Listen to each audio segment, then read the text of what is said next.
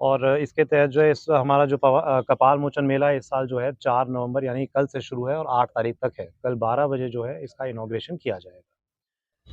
देखिए, पुलिस की कुल मिला के जो है 2800 से ऊपर पुलिस जवान जो हैं वो यहाँ पे मौजूद रहेंगे। हरियाणा के यमुनानगर में बिलासपुर में स्थित प्रसिद्ध ऐतिहासिक तीर्थ स्थल में मेला कपाल मोचन हालांकि 4 नवंबर को विधिवत रूप से शुरू होगा, लेकिन देश के विभिन्न इलाकों से अभी से ही भारी संख्या में श्रद्धालुओं ने पहुंचना शुरू कर दिया है। वहीं मेले में श्रद्धालुओं के ठहरने के लिए विभिन्न संस्थाओं के द्वारा कई तरह की व्यवस्था की गई है।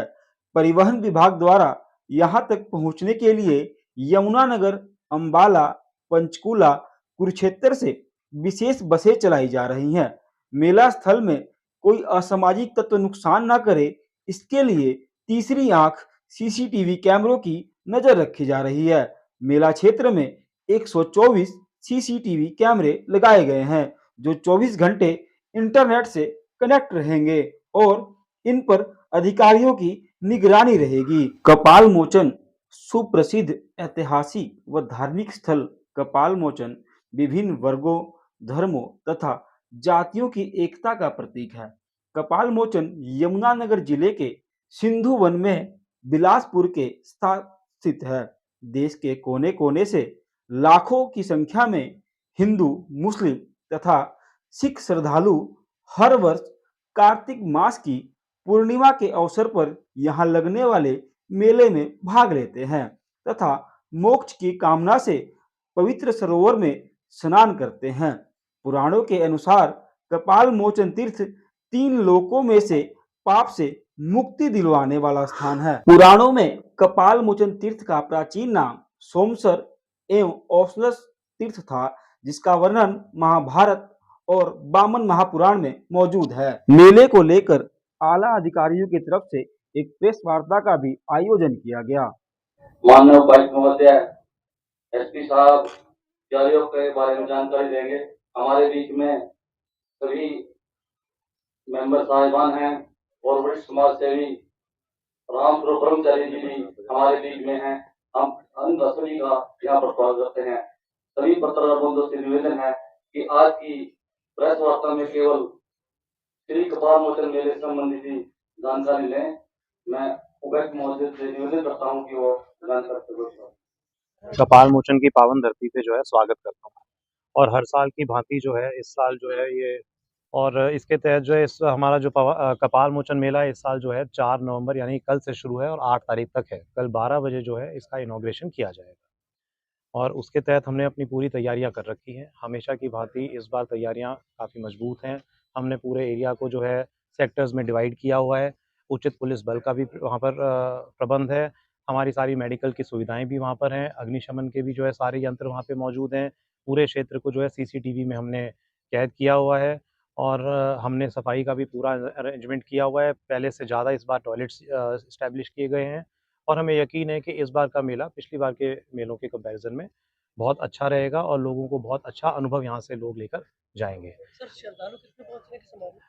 देखिए जी, हमें उम्मीद है कि हर साल की भांति इस बार भी 8 से 10 लाख के करीब श्रद्धालु यहाँ पहुँचने की उम्मीद है। जैसा कि आपको पता है 2020 में मेला हो नहीं पाया था। 2021 में मेला हुआ था पर वो उस समय भी कोरोना का जो प्रकोप था वो जारी था। अब कोरोना से रिलेटेड रिस्ट्रिक्शंस जो हैं वो काफ़ी हट चुकी हैं, ऑलमोस्ट नेग्लिजिबल हैं। तो हमें उम्मीद है कि पहले की भांति 8 से 10 लाख जो है श्रद्धालु इस मेले में आएँगे। 2 दिन पेपर भी है और पेपरों में बसें बिजी होंगी और यहाँ पर भी बसों के लिए अरेंजमेंट होता है, तो इसमें दिक्कत काफ़ी आ सकती है। हमने ये सारी प्लानिंग पहले से की हुई है। हमें मालूम है कि मेले की डेट पहले से मालूम थी।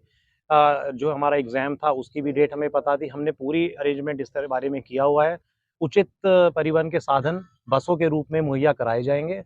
जो इसी प्रकार जो हमारा एग्ज़ाम है उससे रिलेटेड भी जो बसेज़ हैं उसका भी अरेंजमेंट कर लिया गया है। इस समय भी जो है अरेंजमेंट किया जा रहा है और हम आपको आश्वस्त करते हैं कि किसी भी श्रद्धालु को इस कारण से कोई कमी नहीं होगी कि वो मेले के स्थल तक पहुँच नहीं पाया और या यहाँ से वापस अपने घर की तरफ जा नहीं पाया। सर, इस मेले में कितने अधिकारी और कितने कर्मचारी की ड्यूटी लगी? कितने सेक्टर में मेला जो बना? मेला जो है जी हमेशा की भांति 4 सेक्टर्स में है, उसको डिवाइड किया गया है। हर सेक्टर के ऊपर हमारे जो सीनियर ऑफ़िसर्स हैं, उनको हमने नियुक्त किया हुआ है। इसके अलावा और भी जो यहाँ पे तीर्थ स्थल हैं, उन जगहों पर भी हमने अधिकारियों की जो है ड्यूटी लगा रखी है।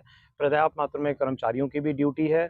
हमने जो है सैनिटेशन का भी ठेका दिया हुआ है, इसलिए हम आउटसोर्सिंग पे भी जो है यहाँ पे सफाई का प्रबंध कराएँगे और जितने भी अधिकारियों की और जितने भी कर्मचारियों की आवश्यकता है, वो पूरी मात्रा में हमारे पास मौजूद है। मेला कुछ एडवांस है इस बार सर? मेला हमारा जो है वो डेट हिंदू कैलेंडर के हिसाब से नहीं, जो है लोगों का आना-जाना जो पहले से शुरू हो। लोगों का देखिए जी जब भी कोई ऐसा मेला होता है, तो ऑब्वियसली कुछ 1-2 दिनों से पहले ही लोग आने-जाने लग जाते हैं, इसमें कोई दो राय नहीं है। उसके लिए भी हमने उचित प्रबंध किए हुए हैं। कुछ लोग की इच्छा रहती है कि वो जब पूरी तैयारी हो जाए और उससे पहले तैयारियों के बीच में लेकिन भीड़ से बचने के लिए पहले आ जाते हैं, बट हम अपनी तरफ से पूरी तरह से तैयार हैं, उनकी पूरी जो है उसकी सेवा में हम लगे हुए हैं। जब सीएम की माताजी यहाँ पहुँचे थे, तो जी। क्या अभी और मंत्री आने की संभावना है? जी, इस समय तो हमारे पास ऐसी कोई सूचना नहीं है, पर जैसे-जैसे कोई सूचना आएगी ज़रूर हम आपको उसके बारे में सूचित करेंगे। जी, मेले का बजट इनिशियली जो है 2 करोड़ 46 लाख 47 लाख रुपए जो है सैंक्शन किया गया था। पर उसके बाद 97 लाख रुपीज़ वापस ले लिए गए थे क्योंकि हमने जो बजट की डिमांड की गई थी, वो भी 1.5 ही करोड़ रुपए की डिमांड की गई थी और इतने बजट में जो है हम आराम से बहुत ही अच्छा मेला करा के हम जो है ऑर्गेनाइज़ कराएँगे। कुछ हरियाणा सरकार की तरफ से दी आई थी कुछ आने वाला है? जी, अभी तक तो इस बारे में कोई हमें सूचना मिली नहीं है। मेले का जो उद्घाटन है वो हमारी divisional commissioner madam Shrimati Renu Phulia ji करेंगी। उनके मनोरंजन के लिए भी कोई ना व्यवस्था की गई होगी यहाँ? बिल्कुल की गई है जी, कल्चरल इवेंट्स का जो है समय-समय पे जो है ऑर्गेनाइज़ किया जाएगा। इनफैक्ट हरियाणा सरकार की जो एक टोली है, जो नाटक मंडली है, वो भी यहाँ पर आ रही है और इस दौरान जो है एक बहुत ही बढ़िया नाटक का मंचन भी किया जाएगा और शायद वो 2 बार 5 और 6 तारीख को जो एक बहुत ही भव्य नाटक का भी जो है मंचन यहाँ पर किया जाएगा। सर मेरा एक सवाल है, पिछले साल जब मेला था यहाँ पर, तो मौसम्मी की जूस की जो रेडियाँ लगाते हैं, वो केमिकल रेड कलर का एक केमिकल डालते हैं, जो पब्लिक को जूस को जो 10 रुपए गिलास बेचते हैं, लेकिन वो रेड कलर का एक केमिकल होता है। उनको रोकने का क्या प्रावधान रहेगा सर? देखिए, जो मैंने आप लोगों से एक बार पीछे भी प्रेस कॉन्फ्रेंस जो की थी, उसमें भी मैंने आप लोगों को बताया था और हमने ड्यूटी लगा रखी है फूड सेफ्टी ऑफिसर की। हम रेगुलरली जो है यहाँ पे सैंपल उठाएँगे और उसकी तुरंत जाँच की जाएगी और जो हमारे ड्यूटी मजिस्ट्रेट्स भी हैं, जो भी अधिकारी भी हैं, उनसे भी मेरा ये निवेदन है और उनको ये डायरेक्शंस भी हमने दी हुई हैं कि अगर उनको तुरंत ऐसी कोई सूचना मिलती है कि कोई मिलावट हो रही है, तो तुरंत सूचित करें, उस पे तुरंत कार्रवाई की भी जाएगी। जैसे कल वाला जो ना प्रसाद बांटने वाला मामला आया था, उसके बारे में फर्दर आगे क्या कार्रवाई होगी? उसकी इन्वेस्टिगेशन कैसे होगी? जी, उसकी जो है बीफ वाला जो उसमें हुआ ये था जो मुझे सूचना से जो रिपोर्ट आई है कि वो प्रसाद बाँट रहा था और उसने जो पॉलीथीन का जो कवर यूज़ किया, उसपे बीफ लिखा हुआ था। हमने तुरंत जो है कार्रवाई करते हुए उसका तुरंत सारा मटेरियल को सीज़ कर लिया है और अब वो जो है वहाँ पे इस तरह की कोई सेल नहीं हो रही। फर्दर जो है उसमें इन्वेस्टिगेशन में हम आगे पता करेंगे और एसपी साहब भी इसमें पता करेंगे ये कहाँ से आया था और उसपे उचित कार्रवाई जो है की जाएगी। तो मैं जसपाल से थोड़ा-सा निवेदन करूँगा कि वो शेयर करें कि किस तरीके से जो है अरेंजमेंट्स किए गए हैं। श्रद्धालुओं के इंश्योरेंस के लिए हर वर्ष की भांति इस वर्ष प्रत्येक दिन 3 लाख श्रद्धालुओं का हमने इंश्योरेंस किया। पिछले साल 2 लाख पर डे का था, इस साल हमने वो संख्या बढ़ाई है। मे भी इस साल हमें रिकॉर्ड तोड़ श्रद्धालु आने की उम्मीद है, तो 3 लाख श्रद्धालु पर डे के हिसाब से हमने इंश्योरेंस का प्रावधान किया। सर क्या-क्या कवर होगा इंश्योरेंस में? जो पॉलिसीज़ हैं, उसमें पॉलिसी के हिसाब से जो इंश्योरेंस की पॉलिसीज़ हैं, वो सब सुविधाएँ कवर होंगी। देखिए, पुलिस की कुल मिला के जो है 2800 से ऊपर पुलिस जवान जो हैं वो यहाँ पे मौजूद रहेंगे, जिसमें 8 डीएसपी 20 से ऊपर इंस्पेक्टर और लगभग 200 एनजीओज़ जो हैं वो रहेंगे। उसके अतिरिक्त बाकी अदर फोर्स जो है जिसमें हेड कांस्टेबल, कांस्टेबल्स और होमगार्ड के साथियों का इन सब की जो है वो ड्यूटी चार्ट बना दी गई है। जैसे डीसी साहब ने बताया कि इसको सेक्टर्स में डिवाइड किया गया है, तो सेक्टर्स में यूनिफॉर्म्ड फोर्स और सिवीज़ में फोर्स, जिसमें जो इंटेलिजेंस गैदरिंग भी समय-समय पे करेंगे। इसी के साथ चूँकि मेला है, भीड़-भाड़ है, विशेष तौर पे घोड़ा पुलिस जो है माउंटेड प्लाटून ये भी रहेगी। विशेष तौर पर जो भीड़े रास्ते हैं या जो संवेदनशील रास्ते हैं, वहाँ पे वॉच टावर्स भी लगाए गए हैं, तो जिससे नज़र रखी जाएगी। इसके अतिरिक्त ड्रोन जो है, ड्रोन का भी इस्तेमाल किया जाएगा और जहाँ पे कुंड है, स्नान है, वो भी इंतज़ाम रहेगा। साथ ही जो एक एसडीआरएफ की टुकड़ी है, वो भी हमने माननीय पुलिस महानिदेशक से रिक्वेस्ट की थी, तो उनके यहाँ से एसडीआरएफ की भी टुकड़ी मिली है, जो कि सभी कुंडों के साथ तैनात रहेगी। और अगर कोई भी ऐसी परिस्थिति बनती है तो वो भी उनके डाइवर्स और जो स्टैम्पीड की स्थिति में वो पूर्ण रूप से तैयार रहेंगे। और बाकी पर्याप्त मात्रा में हमारे पास जो बैरिकेड हैं, दूरबीन है या जो भी बाकी उपकरण हैं, उन सब के साथ तैयार रहेगी पुलिस।